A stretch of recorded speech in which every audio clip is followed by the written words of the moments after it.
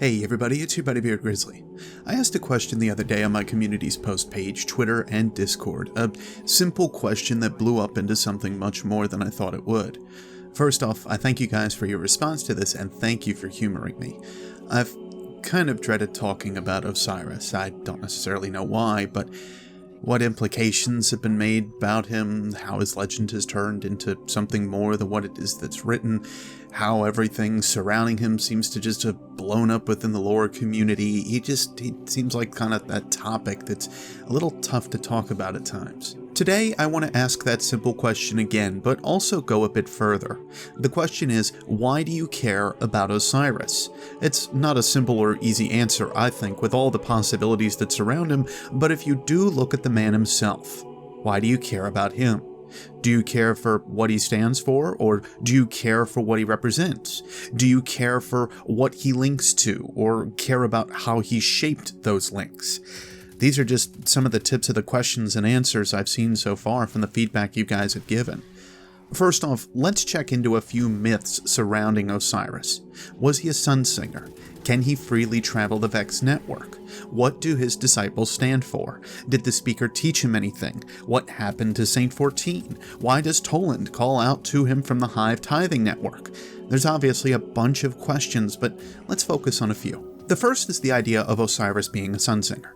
In Destiny, we only really had a connection and understanding that Sunsinger was the only path available to us in the game for the Warlock's solar subclass. Both Sunsinger and Dawnblade share very similar aspects, however, one being the wings and the second being the use of solar energy. Otherwise, the ways in which this solar light is focused is very different, with Sunsinger offering more supportive abilities and the Dawnblade offering more offensive capability, with a side of healing yourself with extra abilities like Phoenix Dive. This is far from the self-resurrection that Sunsinger had, utilizing solar light in different ways, but it does still offer the question up as to why Osiris has the Dawnblade power now. The Dawnblade lore tab offers up a very cryptic message as well, and one we'll read over here quickly. A young, by Warlock standards, apprentice holds out a hand and reaches for flame. Nothing. The wizened teacher laughs. You're supposed to be teaching me, not laughing. The teacher's arm extends as one word hangs in the air. Sword. As quickly as it appeared, the blade vanishes. That doesn't help. Sword. In a flash, the blade appears again, this time at the student's throat. Both pairs of eyes widened, one aghast, one aglow. Say it with me. Two voices ring. Sword. A blade appears in each outstretched hand. A pair of wings form on each warlock's back. Two warlocks take flight and vow to never again look down.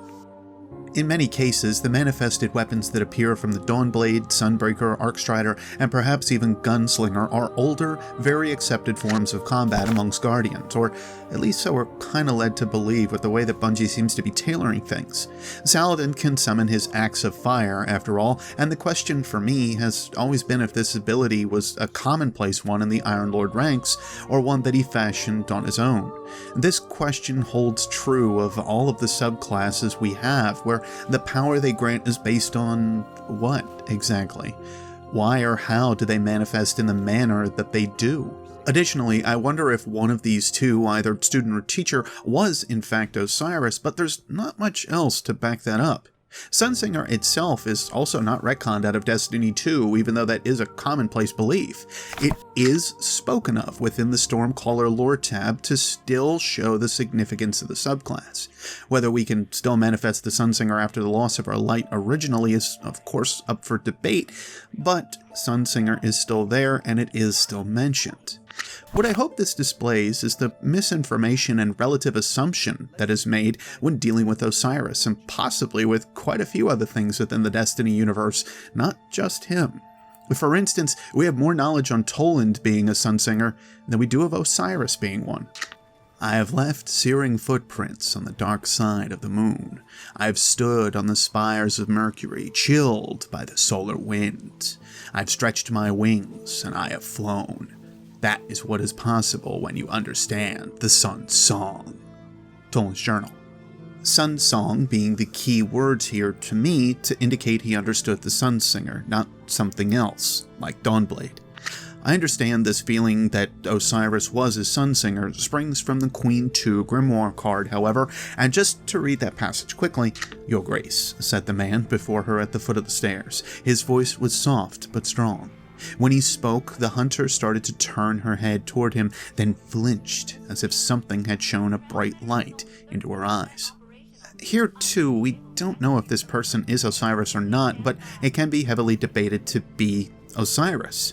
Eris is decidedly touched by the dark, the hunter that is possibly referred to here, and that makes me wonder if she simply is hurt by those that still use the light, especially somebody that might be as powerful as Osiris. It may be a very large reason why she fostered the mask she now wears, for all we know, being that we don't necessarily know the time period for when this was actually taking place. The wreath's been known about for a while. Just because we haven't necessarily acted upon it or done much with it doesn't necessarily mean that there weren't people that worked with it before.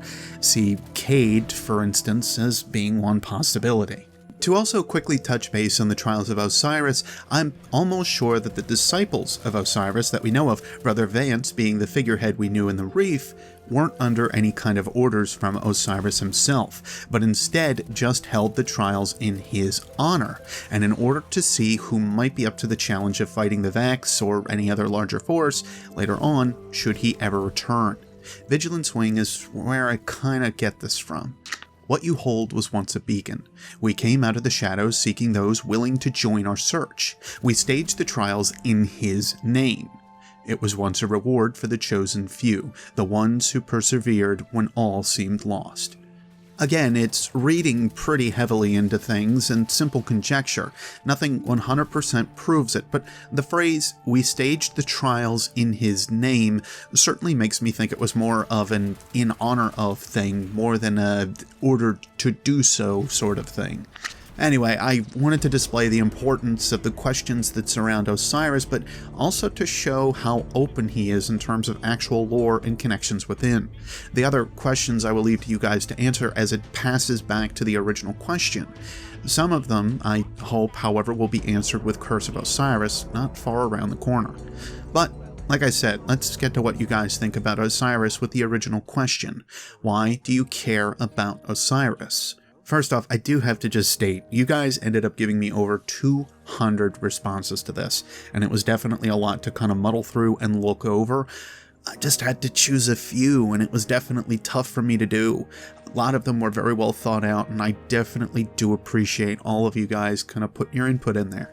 We'll possibly do more of this later on if I do see that there's a lot of interest in what we do here, but for now, let's move on and get into some kind of idea. No particular order here with the responses that you guys have, by the way. Also, fair warning ahead of time, if I do butcher anybody's name, I'm sorry. I'm going to try my best, but it's bound to happen. First up is Rebecca Sutcliffe, who says, Osiris had a very big impact on the history of the city itself. Not to mention, I was 100% sure he was dead prior to the Curse of Osiris trailer. He puts everything we know to question, and I respect that. That's pretty big coming from a hunter. Soren426 says, he's important because he is powerful, wise, and charismatic. While I have many misgivings to his tactics in the past, we have no idea how long he's been in the Vex network, hundreds, maybe even thousands of years. That can make a man extremely wise or very much insane. But he has more experience than any other Guardian alive and makes him supremely valuable. Taiji Chestnut says, not only is he a main character of the lore and a direct means of injecting said lore into the game, if handled right, it could be a step forward in their promise that lore good enough to replace Grimoire would be put in the game. He can spearhead the story in an even greater way, leading the way for the likes of the Shadows of Yore, Saint 14, and Toland. Tanner Davis says, I don't care about Osiris. I care about the information he has. The city has denounced Osiris, so he has no future as the speaker, and it's doubtful that we are ever going to get a new member of the Vanguard. The only thing he brings to our fight is knowledge. His understanding of the Vex Gate system, his information on the pattern. The Guardian may have skill, but he is another warrior in my eyes, albeit one that has seen the future. Thomas Muller writes, Osiris knows a lot about the darkness and the Vex, and we need to know more about the Vex because they make no frickin' sense. Why are time-traveling machines having so much trouble with us? I need to know. I know I'm gonna butcher this one, but ZZ Kaisoku says, let's be honest, we're all here because of that ghost shell. The Alpha Wolf 95 says, why do I care about Osiris? I guess because he was the first lore character that really caught my attention. He conducted himself in such a different manner than all the other Guardians and asked the same questions I do that intrigued me. Couple that with my fascination with Egyptian mythology and he was just different from every other Guardian. Broset502 says, Osiris embodies what the Vanguard should have been. He didn't wait for the enemy to show their heads, he sought them out.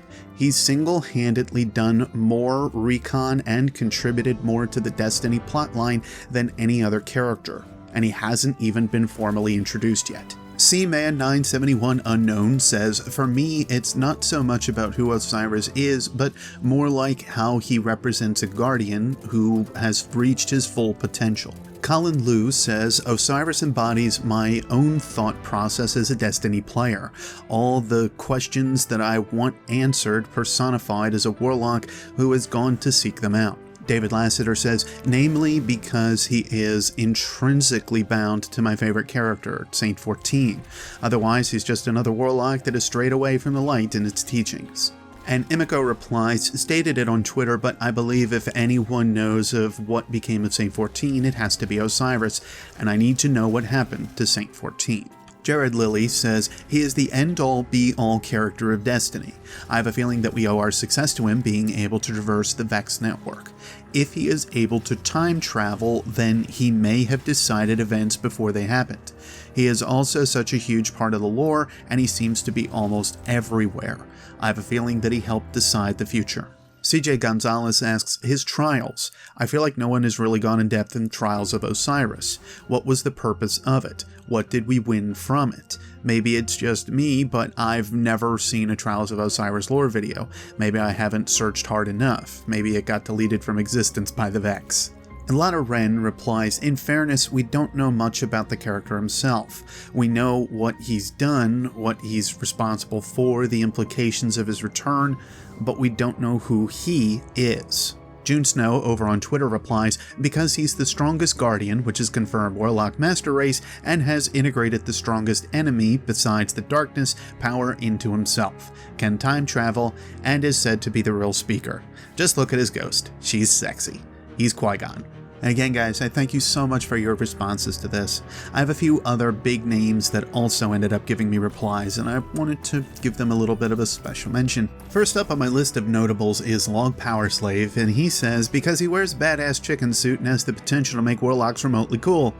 LOL, sorry beard. Log, I would have expected a reply like that from you. And Captain Kex, the guy responsible for making the lore chart for Destiny back in the day, writes, my interest in Osiris is split between a genuine interest in his knowledge of both the Vex and the Hive, and worried what type of thinking he had that threatened the city, as both Ikora and the speaker has said. The whole thing about him being in multiple places at once, supposedly at 6 fronts, intrigues me, and I feel that he will play a vital role in the coming story. I'm worried he's going to be a rebel and dangerous now, but he looks badass and I can't wait to meet him. And from Focus Fire Chat, Green Eyed Music Lover says, someone who was willing to ask questions even though it was frowned upon. Never take anything at face value. The artist known as TheGammaTrap also replied for me, saying, Homeboy was all like, the Vex are the worst threat to humanity, just like Toland was all, nah fam, the Hive are the worst threat to humanity. Having an anchor into the enemy brings us into them a bit, making you wonder if they truly are evil, or if they're just trying to survive. Every good villain doesn't think they're evil, but only good plot directions and choices show the reader that they don't think they're evil, making us wonder if we're any better. Osiris and Toland were that for us. And another resident lorehound, Anon Pig, replied with, I guess technically I don't care for Osiris at all. I just know he knows more than others and care about what he's learned. To actually have 100% free reign in the Destiny universe, my Guardian would likely go down a similar path as Osiris, just with more elixir. Myling Games, who I'm sure some of you are familiar with, replied with, "Character introduced through trials of Osiris, so mysterious surrounding why he was running the trials, was the counterpart to Toland, a guardian obsessed with the Vex. Introduced the idea of falsely following the Traveler, yet the speaker still wants him to return. And timey-wimey." And the last guy that took a lot of time out of his busy schedule, which is My Name is Bife, replied with, "Well, there's a few reasons. Destiny is like a grand puzzle. I want to uncover the story behind this puzzle and piece together its glorious mysteries. I want to find the truth behind it all. One of the larger mysteries to solve is that of Osiris and his legend. For me, I care about Osiris because there have always been two destinies.